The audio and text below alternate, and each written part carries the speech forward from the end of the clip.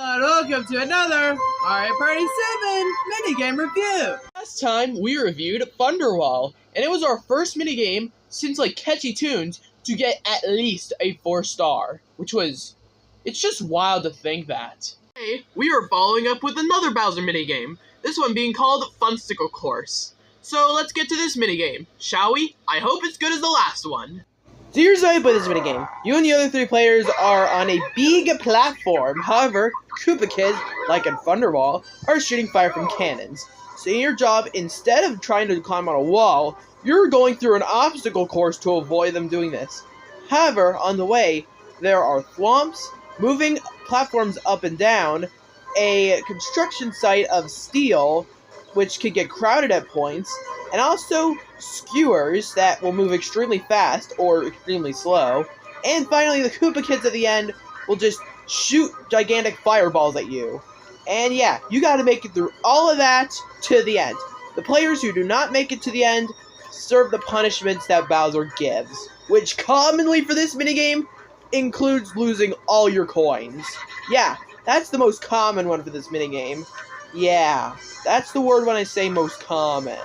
Yeah, I feel like this minigame perfectly appropriatizes that.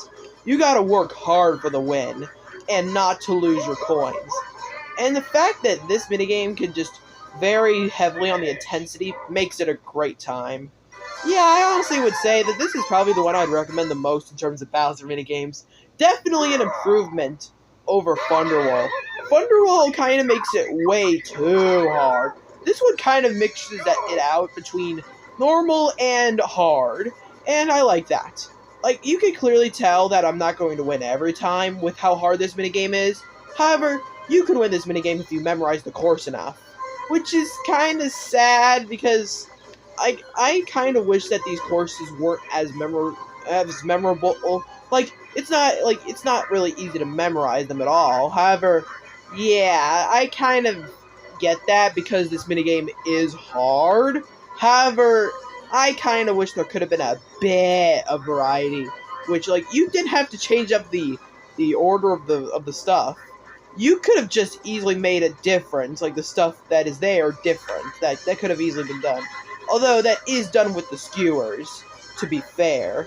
Like, I don't know what the hell those things are called, but can please someone tell me in the comments? Yeah, but although what I think is the hardest part is the fireballs being shot, especially with the perspective. Yeah.